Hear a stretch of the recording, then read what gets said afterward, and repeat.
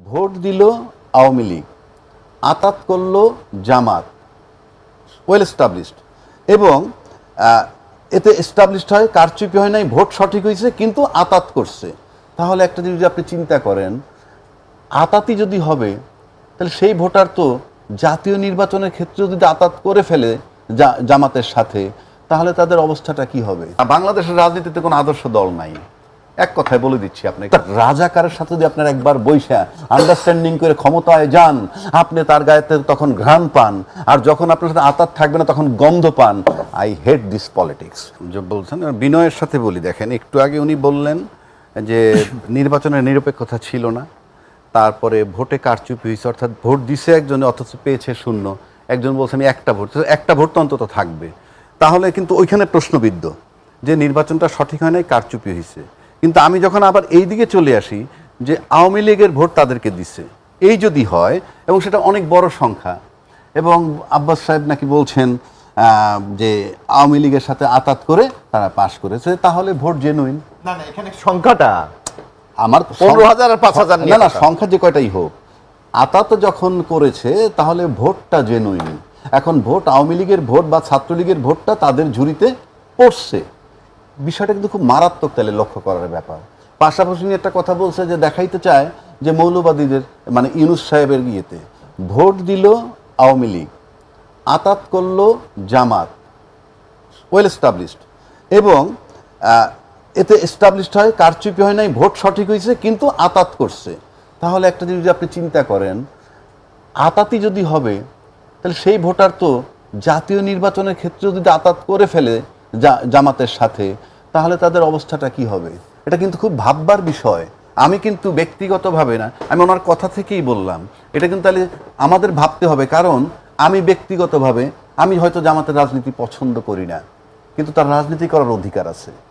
কিন্তু আমি যে পছন্দ করি না, তার রিফ্লেকশনটা এখন কেমনে হবে? জামাত, আমি যদি চাই যে জামাত ক্ষমতায় না আসুক, তাহলে তো আওয়ামী লীগ তারা ক্ষমতায় নিয়ে আসবে। এটা তো খুবই দুশ্চিন্তার কারণ, এবং এটা নিয়ে আমার মনে হয় জাতীয় পর্যায়ে ভাবা উচিত, বিএনপিরও ভাবা উচিত। আপনি সামনে নির্বাচনে যাচ্ছেন এবং আতাত যদি করেই ফেলে, আপনি মিন করছেন যে এই জামাত বা জামাতের মোড়কে আওয়ামী লীগ যদি এটা পারে এবং জামাত যদি আতাত করতে পারে, তাহলে তো আওয়ামী লীগের জামাত ম্যানেজড, আর আওয়ামী লীগের জামাত ম্যানেজড হইলে আমার তো মনে হয় জাতীয় পর্যায়ে একটা বিপর্যয় আসতে পারে। কিন্তু আমরা সবাই জানি যে জামাত এবং আওয়ামী লীগ কিন্তু দুইটা বিপরীত শক্তি, তারা কেন আতাত করবে? ওগুলো আমি বাংলাদেশের রাজনীতিতে কোনো আদর্শ দল নাই, এক কথায় বলে দিচ্ছি আপনাকে। কারণ জামাতের নূহ নবীর আমল থেকে বলা হচ্ছে স্বাধীনতা বিরোধী শক্তি। আমি পত্রিকান্তরে যা পাই, যা রাজনীতিবিদরা বলে, তাতে জামাতকে সমর্থন করার মতো আমি কিছু পাই না। কিন্তু প্রশ্ন হচ্ছে, এই দুটো দায়িত্বশীল দলই কিন্তু তার সাথে টাইম টু টাইম আতাত করেছে, ক্ষমতায় গেছে, মন্ত্রিত্ব পর্যন্ত দিয়েছে। তার রাজাকারের সাথে যদি আপনার একবার বৈশা আন্ডারস্ট্যান্ডিং করে ক্ষমতায় যান, আপনি তার গায়েতে তখন ঘ্রাণ পান, আর যখন আপনার সাথে আতাত থাকবে না তখন গন্ধ পান। I hate this politics. আপনি ওইভাবে রাজনৈতিক আইডিওলজি থাকতে হবে, আর যাই হোক, যার গায়ে স্বাধীনতা বিরোধী গন্ধ থাকবে তার সাথে অ্যাটলিস্ট আতাত করা উচিত না, সে যে ফরম্যাটেরই থাকুক।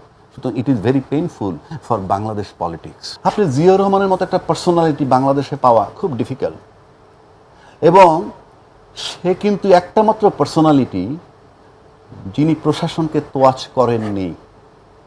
তার পরবর্তীকালে যে দলগুলো বাংলাদেশে ক্ষমতায় ছিল, টাইম টু টাইম সবাই প্রশাসনকে তোয়াজ করে চলেছে, এবং নির্বাচনে যত কারচুপি হয়েছে সেটা কোনো দলের নেতাই করতে চাক, কিন্তু কাজটা করতে হয়েছে প্রশাসনের লোককে, হাতে কলমে করছে সে, ওনার করার সুযোগ নাই, উনি নির্দেশ দিতে পারে। কিন্তু এই যে আতাত করছে, এই যে নির্বাচনে কারচুপি করছে, সেজন্য আজ পর্যন্ত প্রশাসনের কোনো লোকের কিন্তু কোনো কৈফিয়ত দিতে হয় নাই, কোনো দায়িত্ব, মানে কোনো শাস্তিও হয় নাই। আর জিয়াউর রহমান সাহেবের কথা কেন বললাম, ওনার মতো একটা মুক্তিযোদ্ধা পাওয়া খুবই কঠিন। সেই মুক্তিযোদ্ধার যখন ছিনিয়ে নেওয়া হইতে চাইল খেতাব, বীর উত্তম খেতাবটা, তখন বাকি মুক্তিযোদ্ধারা মুচকি মুচকি হাসছে, অন্য দলে যারা ছিল। তার নিজের দলের মুক্তিযোদ্ধার কথা আমি জানি না, গেল এক। দুই, তারপর তার মতো একজন মুক্তিযোদ্ধার স্ত্রী, একটা বিধবা মহিলা, উনি 2 বার প্রধানমন্ত্রী, বাদ দেন এগুলা, বাট মুক্তিযোদ্ধা। আজকে আর্মির স্টেটমেন্ট দেখলাম, আইএসপি এর স্টেটমেন্ট, মুক্তিযোদ্ধারে কেউ কিছু বললে বিরাট অ্যাকশন হবে। ভালো কথা, শ্রদ্ধাভরে বলছি, সেই ভদ্র মহিলাকে যখন মাইনুল হোসেন রোড থেকে বের করে দেওয়া হয় তখন এই দেশের আর্মিরাই বা কোথায় ছিলেন যে একটা মুক্তিযোদ্ধা। রাজীব ভাই, আমি আসবো আপনার কাছে, আমি একটু মোশাররফ সেই ভাইয়ের জন্য আমি কাছে বলছি, যেতে চাই। না মোশাররফ না, ভাই, আমি শেষ করি যে আমার দেশে কোনো কিছুরই এখন আর আদর্শ নাই।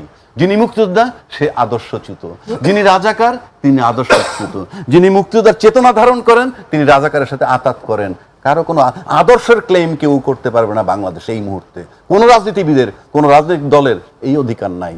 বিশ্ববিদ্যালয় থেকে এই যে আজকে যে ডাকসু নির্বাচন হইল, এটার ইম্প্যাক্ট যদি বিভিন্ন কলেজ ইউনিভার্সিটিতে পড়ে আর তারা যদি পিআর পদ্ধতির জন্য জোরালো দাবি জানায়, পিআর পদ্ধতি থেকে বের হয়ে যাওয়া দেশের কঠিন, দেশের জন্য। ধন্যবাদ আপনাকে। আর পিআর পদ্ধতি জামাত যেহেতু চাচ্ছে, তাতে একটা জিনিস স্টাবলিশ যে জামাতের সাথে আওয়ামী লীগের কোনো আতাত হয় নাই।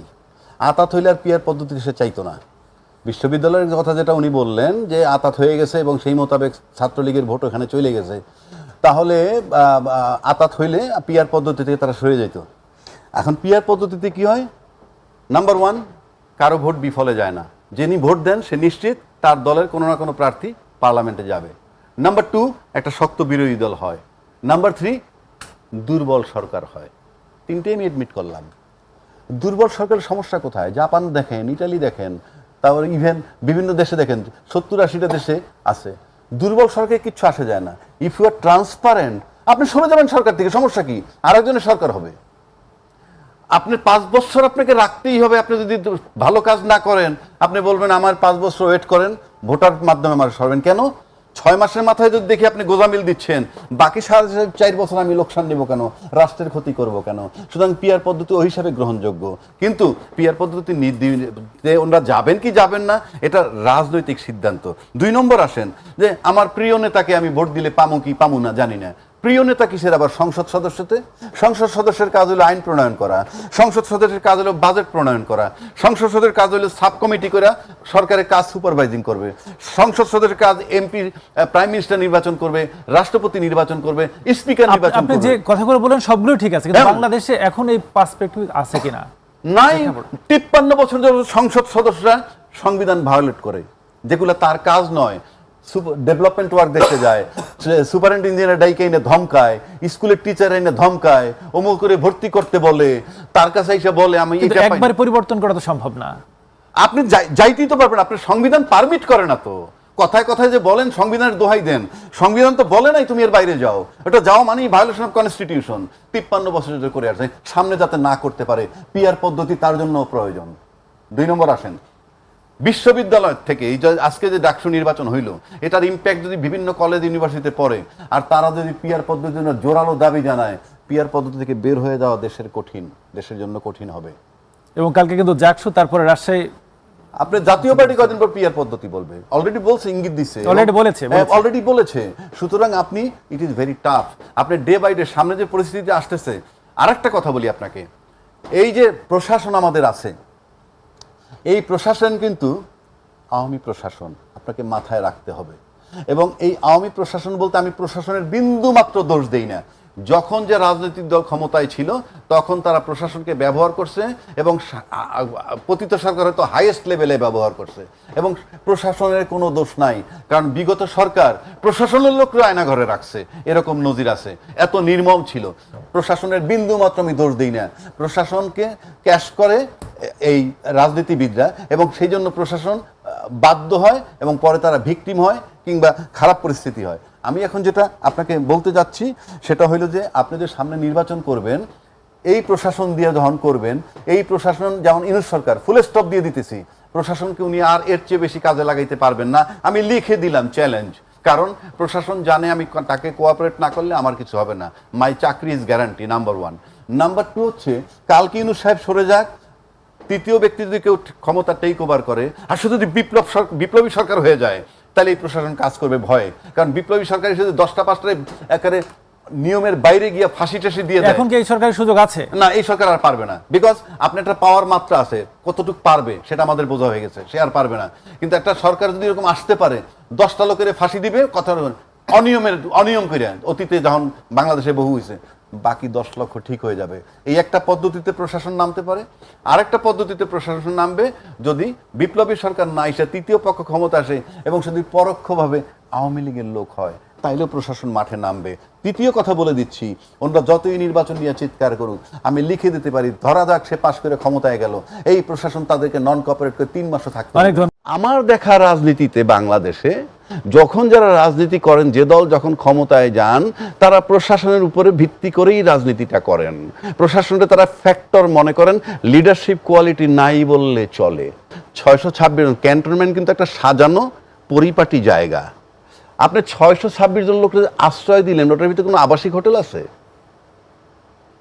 তারা থাকলো কোথায়? অ্যারেঞ্জমেন্টটা কোথায়? প্রথম কথা হলো যে আপনি ডাকবেন তো ক্রাইসিসে পড়লেই। ক্রাইসিস যদি না পাই আমি ডাকবো কেন? আমার যদি ক্রাইসিসই না হয়, আমি যদি গুড টাইম পার করি, আমি ডাকবো কেন? 2 নম্বর কথা হচ্ছে যে রাজনীতিবিদ যারা এই যে 3টা দলকে ডাকছে, শরীফ ভাই যেটা বলল, একটা দলের রেজিস্ট্রেশনও নাই, একটা দলের। এই যে 3টা দল যে ডাকলো, এইটা মনে করেন প্রধান উপদেষ্টা হয় ইন্টেনশনালি ডাকুক, অথবা উনি মনে করেন যে এই 3টা দলটা ডাকলেই চলে, এটা তার ব্যাপার। কিন্তু রাজনীতিবিদরা যদি মনে করেন যে সবাইকেই ডাকতে হবে, সবাইকে না ডাকলে হবে না, তাহলে এই 3টা দলকে যখন ডাকলো তখন তারা গেল কেন? তারা তো বলতে পারতো সবাইকে ডাকেন, তা নাহলে আমরা আসবো না। সবাইকে ডাকেন, আসবো না, কি আসে যায়? ইউনূস সাহেবের দরকার নাই তো আমার। এই কথাটা কিন্তু রাজনীতিবিদরা বলেননি, অর্থাৎ যারা গেছেন তারা কিন্তু বলেন নাই। 2, যদি রাজনীতিবিদদের রাজনীতি ধরেন, তাহলে জাতীয় পার্টি বনাম যে গণ অধিকার যে ঘটনাটা ঘটলো, এটা তো 2টা রাজনৈতিক দলের রাজনীতি নাকি অন্য কিছু? 2টা রাজনৈতিক দলের রাজনীতি। তা আমরা তো রাজনীতিগুলো এরকমই দেখে আসতেছি। কীরকম?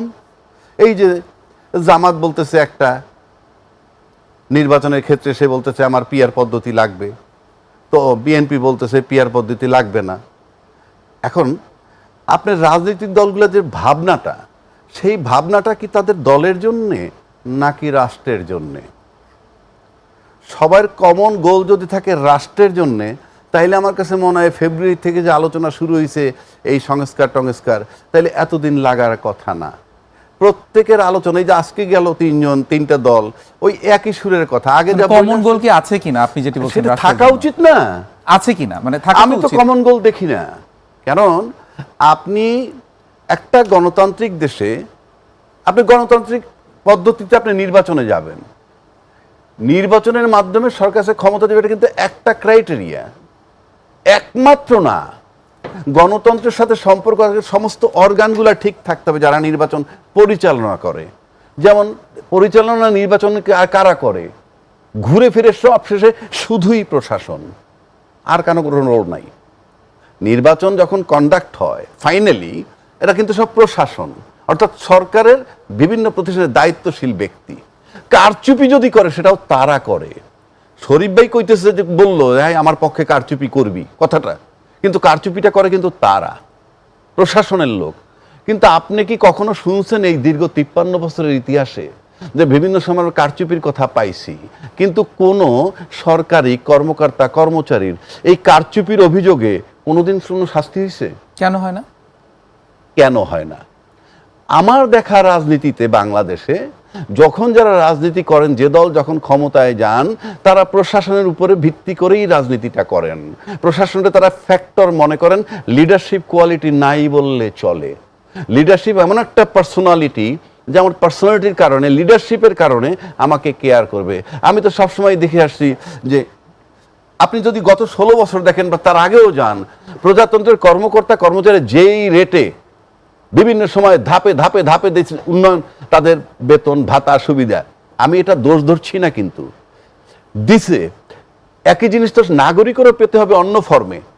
নাগরিকরা সেই এই প্রশ্নগুলো আছে রাজ্জাকি ভাই, প্রশাসন আরো বলি, আরো কিছু প্রশ্ন আছে, কিন্তু আমরা তার আগে এই আজকের বৈঠক নিয়ে আরেকটু আলোচনা করে তারপর আমরা প্রশাসনের বিষয়ে আসতে চাই। সেটি হলো যে এই যে আমরা সাংবাদিক মোস্তফা ফিরোজ ওনার কথাই যদি ধরি, উনি একটি কথা বলেছেন যে ভাগ্য নির্ধারণের বৈঠক। আসলে কি আপনি মনে করেন কিনা যে এটি ভাগ্য নির্ধারণ? ভাগ্য সেটা তো, এটা তো হাইপোথিসিস, সেটা আমি আসতেছি। জি, আমরা আজকে নির্বাচনে যাব। আচ্ছা আপনি একটা আমার জিনিস বলেন তো, শরীফ ভাই তো আমার চেয়ে ভালো জানে, রাজনীতিবিদ, সামরিক অভ্যুত্থানও দেখছেন। আচ্ছা এই যে 5ই আগস্ট যে 626 জন লোক ক্যান্টনমেন্টে আশ্রয় নিয়েছিল, কথাটা পুরনো, বাট এটা রেশ মারাত্মক। 626 জন ক্যান্টনমেন্ট কিন্তু একটা সাজানো পরিপাটি জায়গা। আপনি 626 জন লোককে আশ্রয় দিলেন, ওটার ভিতরে কোনো আবাসিক হোটেল আছে? তারা থাকলো কোথায়? অ্যারেঞ্জমেন্টটা কোথায়? এটা তারা ঢুকলো তারপর অ্যারেঞ্জমেন্ট হয়েছে? এটা কি ক্যান্টনমেন্টের সিস্টেম হয়? আদৌ হয়? প্রতিটা লোক এন্ট্রি হবে, অথচ সেই তালিকাটা পাইতে আমাদের 7-8 মাস লাগছে। আমি কথার কথা বলছি, এবং সেখান থেকে তারা কিভাবে কে বেরিয়ে গেল তার একটা সুন্দর ব্যাখ্যাও আমাদের কাছে নাই। তো এগুলো যদি গোছানো না হয়, আপনি একটা দেশে এইরকম একটা ঘটনার পরে আপনি কি করে নিশ্চিত হন আর্মি যদি ডিপ্লয় করে নির্বাচন করে কিভাবে সুন্দর হবে? আমার এটা তো একটা হিসাব। ক্যান্টনমেন্টে লোক বিনা হিসাবে থাকতে পারে? যেই যখন ঢুকুক, আপনি জানতো ক্যান্টনমেন্টের ভিতরে রাত্রে আপনি 12টার পর কোথাও 2টা লোক ঘুরঘুর করতে পারেন কিনা? It's a question mark. তো এইগুলা তো রাষ্ট্রের যে স্বাভাবিক পরিস্থিতি তার সাথে মিলাইতে গেলে হয়নি। এখনো ধরেন শিরিন শামীম চৌধুরীর অস্তিত্ব আমরা জানতে পারি না, সে কোথায়? কথার কথা বলছি। তো এখন আসেন, ওই যে বললেন যে কি সরকারের ভাগ্য নির্ধারণ কিনা, আপনি মনে করেন যে যেটা বললাম, আমরা রাজনীতিবিদরা রাজনীতি করে, তাহলে জাতীয় পার্টি তার রাজনীতি করছে, গণ অধিকার তার রাজনীতি করছে, এবং সেই রাজনীতির ভিতর থেকে রাজনৈতিকভাবে মোকাবেলা হয় নাই, ফাইনালি গিয়ে প্রশাসন ঢুকলো। আপনি ফেব্রুয়ারিতে নির্বাচন, তাতে গত 1 বছরে আমরা দেখি নাই এরকম বেদক প্রহার। মানে যেই মাইটটা দেওয়া হয়েছে এবং সেই মাইটটা ওই ঘটনার সাথে মিলাইলে পরে ওই তুলনায় যা হওয়ার ছিল তার চেয়ে বেশি 10 গুণ 15 গুণ বেশি বল প্রয়োগ করা হয়েছে।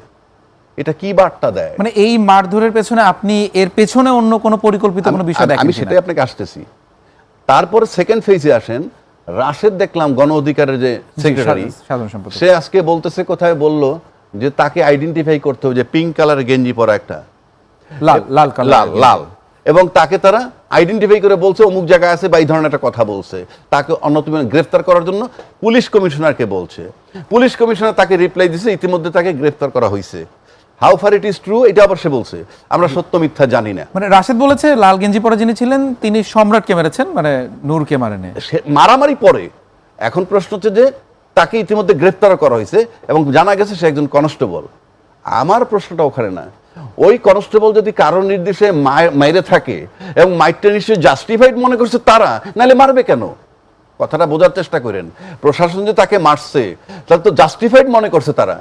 জাস্টিফাইড যদি না মনে করে থাকো তাহলে মারলা কেন? মারাটা যদি সঠিক না হয়, মারাটা সঠিক হইলে গ্রেফতার হবে কেন? এগুলো কোশ্চেন মার্ক। এগুলোর জবাব সরকার তো দূরের কথা, প্রশাসনের তো দিতে হবে। ছাত্রলীগ, আমার মনে হচ্ছে এখানে ছাত্রলীগের একটা বিরাট ইম্পর্টেন্ট রোল আছে, বা আওয়ামী লীগের ইম্পর্টেন্ট রোল আছে।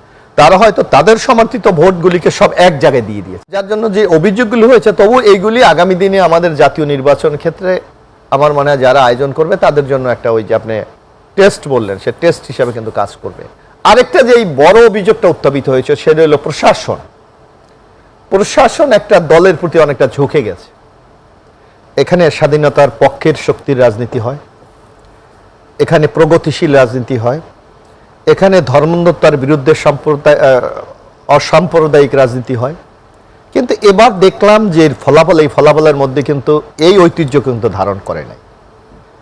আসলে ডাকসু নির্বাচন গতকাল হয়ে গেল, এবং এই ডাকসু নির্বাচনের একটা অন্যতম একটা বৈশিষ্ট্য হলো এই যে আমাদের তরুণ যারা, মানে যারা দীর্ঘ আওয়ামী লীগের আমলে আমরা বলি যে যারা 16 বছর বা 17 বছর ভোট দিতে পারে নাই, তারা কিন্তু প্রথম ভোট দেওয়ার একটা সুযোগ পেয়েছে। যার কারণে এই নির্বাচনটা যতটুকু নিরপেক্ষ, যতটুকু গ্রহণযোগ্য, বিতর্কহীন হওয়ার কথা ছিল, আমরা দেখেছি যে সেই ক্ষেত্রে কিছুটা ব্যত্যয় আমরা লক্ষ্য করছি। বরং নানা প্রশ্নবোধক চিহ্ন দেখা দিচ্ছে যে আসলে এই নির্বাচনটা কিভাবে, কেন হলো এইভাবে। আপনি দেখবেন প্রতিদ্বন্দ্বী প্রার্থী যারা ছিলেন বা প্যানেলগুলি যারা ছিলেন, তারা কিন্তু একটা কথা ঘোষণা দিয়েছিলেন যে আমরা কিন্তু সবাই বিজয়ী, এখানে পরাজিত হওয়ার কোনো সুযোগ নেই। কারণ জুলাই শেখ হাসিনাকে যারা এই জুলাই আন্দোলনের মাধ্যমে যারা পরাজিত করেছিল, তারাই কিন্তু এখানে প্যানেলগুলি দিয়েছিল। সুতরাং এখানে প্রতিদ্বন্দ্বী প্রার্থীদের মধ্যে চমৎকার সৌহার্দ্যপূর্ণ পরিবেশের মধ্যে কিন্তু নির্বাচনটি অনুষ্ঠিত হলো। কিন্তু আমরা দেখেছি যে যাদের ব্যবস্থাপনায় বেশ কিছু ত্রুটি লক্ষ্য করেছি। কোনো সংগঠনকে পৃষ্ঠপোষকতা দেওয়া হয়েছে, কাউকে আবার মেলাইন করার চেষ্টা করা হয়েছে, আর পরবর্তীতে ভোট গণার ক্ষেত্রে অথবা রেজাল্টের দেওয়ার ক্ষেত্রে অনেক প্রতিক্রিয়া আমরা বিভিন্ন লক্ষ্য করি। আপনি দেখবেন যে এই নির্বাচনে একটা বার্তা তো দিচ্ছে, এটা তো অস্বীকার করার পদ্ধতি না, যেখানে একটা প্যানেল জয়যুক্ত হয়েছে, কিন্তু সবাই যদি এই নির্বাচনটা মেনে নিতে পারতেন, সবাই যদি এটার প্রতি একটা সম্মতি জ্ঞাপন করতে পারতেন, তাহলে কিন্তু আমাদের জন্য ভালো হতো। যার জন্য যে অভিযোগগুলো হয়েছে, তবু এইগুলি আগামী দিনে আমাদের জাতীয় নির্বাচন ক্ষেত্রে আমার মনে হয় যারা আয়োজন করবে তাদের জন্য একটা, ওই যে আপনি টেস্ট বললেন, সে টেস্ট হিসাবে কিন্তু কাজ করবে। এক, যে আপনার যারা নির্বাচন আয়োজন করে তাদেরকে কিন্তু খুব অত্যন্ত দক্ষতার পরিচয় দিতে হবে। এক, আপনার উদ্ভূত পরিস্থিতি মোকাবেলা করার জন্য যে দক্ষতা দরকার, সেই ধরনের কর্মকর্তাকে আপনার ওখানে ইনক্লুড করতে হবে। আপনি দেখবেন যে এখানে সবচেয়ে বড় বিতর্ক হচ্ছে, যেমন আপনি যদি গতকাল সকালে স্টার্টিংয়ে যদি দেখেন, যে ঢাকা বিশ্ববিদ্যালয়ের টিএসসি কেন্দ্র যেটা, যেখানে রোকেয়া হলের ভোট দেয় মেন নারী, সর্বোচ্চ বেশি ভোটের যে কেন্দ্রটি ছিল ৬,৪০০ ভোটের, সেখানে দেখলাম যে যারা বিজয়ী হয়েছে ছাত্র শিবির, তাদের ভিপি ক্যান্ডিডেটকে বিচারে অবাধে প্রবেশ করার সুযোগ দেওয়া হয়েছে। অথচ জাতীয়তাবাদী ছাত্র দলের আবিদ যখন ওখানে গেলেন, তাকে আচরণবিধির দোহাই দিয়ে তাকে ঢুকতে দেওয়া হয়নি।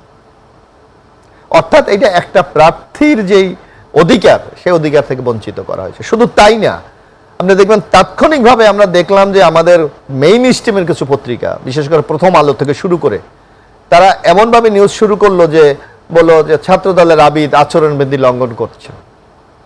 অর্থাৎ সাধারণ ছাত্রছাত্রীর মধ্যে আপনাকে একটা ন্যারেটিভ দাঁড় করিয়ে দিচ্ছে যে এরা আইন কানুন কিচ্ছুই মানে। কিন্তু অভিযোগ কিন্তু শিবির প্রার্থী প্রথমে করেছিল যে আবিদ হচ্ছে না হচ্ছে, তাহলে উনি যদি ভিতরে ঢুকতে পারে তাহলে আবিদ পারবে না কেন? তো এখানে তো একটা জাস্টিফাই হওয়া উচিত ছিল, কিন্তু হয়নি। বরং আপনি দেখবেন এটা এমনভাবে মিডিয়ায় ভাইরাল করা হয়েছে যে আমরা মনে করি ভোটারদের মনোজগতে একটা রিয়াকশন হয়েছে, অথচ 4 ঘন্টা পর কিন্তু প্রথম আলো দুঃখ প্রকাশ করেছে, কিন্তু এর মধ্যে কিন্তু ভোট দেওয়া শেষ। এক, আবার আপনি দেখবেন যে গণনার ক্ষেত্রে আমরা দেখলাম যে আজকে আপনি দেখলাম সোশ্যাল মিডিয়ায় কিন্তু একটা বিষয় ভাইরাল হচ্ছে, যে রোকেয়া হলে একজন স্টুডেন্ট বলছে, মানে ঘোষণা দিচ্ছে যে আমি নাম জিএস প্রার্থী, মানে বাকের মজুমদার, বলছে উনি 0 ভোট পেয়েছে। একটা ভোটার, নারী ভোটার, উনি কিন্তু তাৎক্ষণিক প্রোটেস্ট করলো যে আমি তো তাকে ভোট দিয়েছি, তাহলে উনি 0 হয় কিভাবে? অর্থাৎ এই সকল প্রশ্নগুলির যদি মীমাংসা হতো, তাহলে আমার মনে হয় নির্বাচন নিয়ে যে প্রশ্নগুলো সেগুলি আর হতো না। এক, আরেকটা যে এই বড় অভিযোগটা উত্থাপিত হয়েছে সেটা হলো প্রশাসন একটা দলের প্রতি অনেকটা ঝুঁকে গেছে, যেটা নির্বাচনের নিরপেক্ষতাকে নিয়ে মারাত্মক প্রশ্ন দেখা দিয়েছে। আমরা লক্ষ্য করি যে ঢাকা বিশ্ববিদ্যালয়, আপনি লক্ষ্য করবেন যে রাজ্জাক ভাইও জানবে বা আপনিও জানেন, ঢাকা বিশ্ববিদ্যালয়ের কিন্তু একটা ঐতিহ্য আছে। এখানে স্বাধীনতার পক্ষের শক্তির রাজনীতি হয়, এখানে প্রগতিশীল রাজনীতি হয়, এখানে ধর্মান্ধতার বিরুদ্ধে অসাম্প্রদায়িক রাজনীতি হয়। কিন্তু এবার দেখলাম যে এই ফলাফলের মধ্যে কিন্তু এই ঐতিহ্য কিন্তু ধারণ করে নাই। এটা কিন্তু একটা নতুন বৈশিষ্ট্য, এটা আপনাকে স্বীকার করতে হবে। তাহলে এটা কি ছাত্রদের স্বতঃস্ফূর্ত সমর্থন, নাকি কোনো ম্যানিপুলেট কোনো কিছু? এটা আমাদের একটু বিচার। আপনি কোনটা মিন করছেন? আমি এখানে মনে করি যে আপনারা জানেন যে দীর্ঘ 15টি বছর ফ্যাসিস্ট শেখ হাসিনার যে সংগঠন ছাত্রলীগ ক্যাম্পাসে অবস্থান ছিল, এবং এমন একটা অবস্থান ছিল যে অন্য কোনো ভিন্ন মতাবলম্বীদের ওখানে থাকার কোনো সুযোগ ছিল না, না ছিল হলে, না ছিল ক্যাম্পাসে, এমনকি মধুর ক্যান্টিনে পর্যন্ত তাদেরকে যেতে দিত না। সুতরাং তাদের একটা ব্যাপক সমর্থক কিন্তু ওখানে রয়ে গেছে। হয়তো শীর্ষ কিছু নেতা 5 তারিখ পর পালিয়ে গেছে, বাকিদেরকে তো আপনি, তারা যায়নি, তারা ক্লাস করছে, পরীক্ষা দিচ্ছে, ঢাকা ইউনিভার্সিটির স্টুডেন্ট। যার কারণে আপনি দেখবেন পতিত স্বৈরাচার শেখ হাসিনার কিছু কিছু বক্তব্য আমরা সোশ্যাল মিডিয়ায় দেখি ভাইরাল হচ্ছে। উনি কিন্তু একটা কথা প্রায় বলতে চাচ্ছে যে ডক্টর ইউনূসের নেতৃত্বে বাংলাদেশে একটা মৌলবাদী শক্তি রাষ্ট্র ক্ষমতা দখল করেছে। নিশ্চয়ই আপনি শুনে থাকবেন। হয়তো ছাত্রলীগ, আমার মনে হচ্ছে এখানে ছাত্রলীগের একটা বিরাট ইম্পর্টেন্ট রোল আছে, বা আওয়ামী লীগের ইম্পর্টেন্ট রোল আছে। তারা হয়তো তাদের সমর্থিত ভোটগুলিকে সব এক জায়গায় দিয়ে